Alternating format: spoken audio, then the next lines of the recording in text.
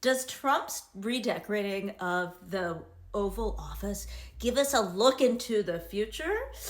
I don't know, but let's look into the past. So, all of this gold colored, I don't know that it's actual gilt, like covered in gold, does look an awful lot like Baroque decorating of the past. So this is in the 1700s, the very, very, very wealthy would have these amazing spaces, most of them being royals. And they had a lot of this partly because there was no electricity, right? So these are places where the court or the wealthy would really have events that were just filled with candles. And part of the reason you had all that gilt is because it would flicker in candlelight. So there was a purpose to it. The other purpose, of course, was to show that they were the 0-1%. These were the absolute wealthiest people. This is during the age of exploitation, so more and more materials are coming from Europe to Europe from the rest of the world, and they are profiting off of it and building these amazing interiors.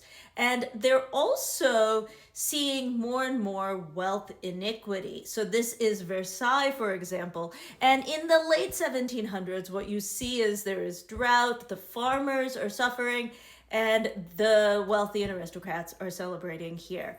The other thing you see in terms of Rococo interiors is actually a lot of balance.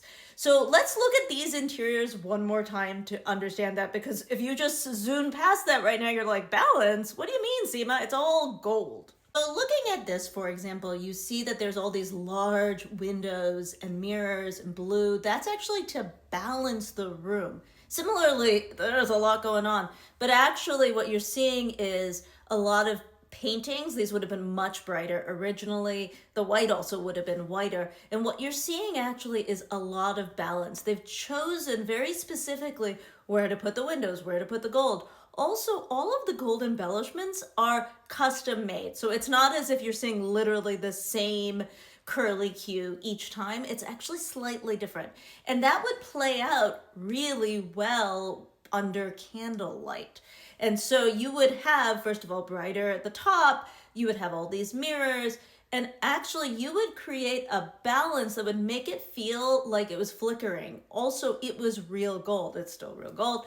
And so it has that warm quality that real gold has.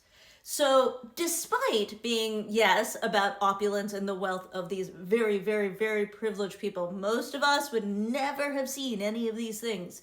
Our ancestors certainly did not.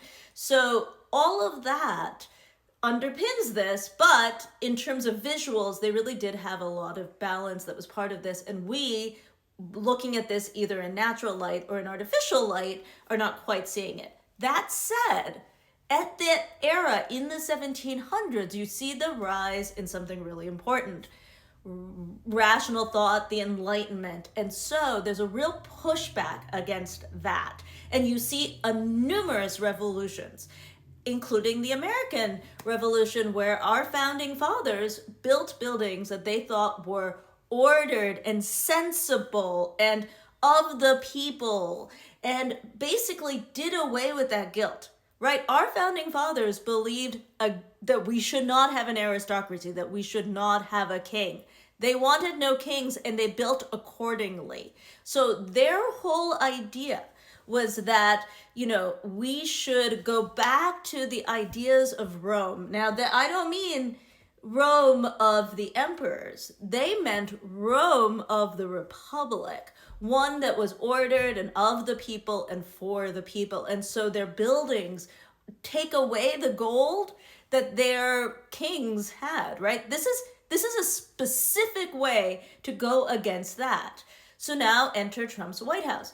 What are we looking at? Well, first, a lot of these decorations, just look here. These two are mirrors of each other. If this was done historically, it would have been custom made, and they would definitely have been a really warm, true gold. Instead, he is looking at Mar-a-Lago.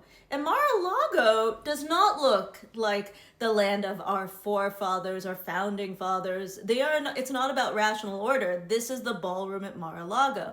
It takes the idea of Versailles, but removes a lot of the custom work of it. It basically has none of that order, right? So I said that basically Versailles was about making sure that light and gold balance with the space, the paintings, or the white space, or whatever extra space it is. Here you have that lack of balance, but you certainly have that opulence. So they take the part of Versailles and remove some of the other parts, some of the parts that maybe made it authentic and historically beautiful. So along with that idea of Versailles, I think we should go back to the beginning of my concepts about Rococo. In the 1700s, we had enormous wealth inequity. The farmers were very unhappy before the French Revolution. We have more wealth disparity now, and the farmers are very happy. Are they? Oh no, they're very unhappy. So in some ways, what's interesting is the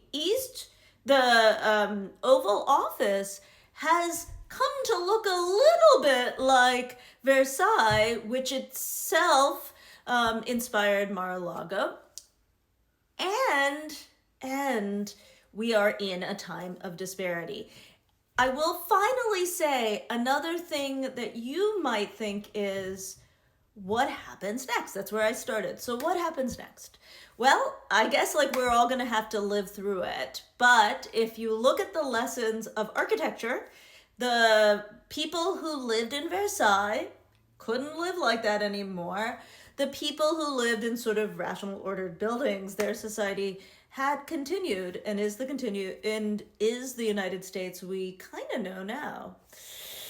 Though I guess we'll have to see if it will continue. Thanks for watching. Have a great day.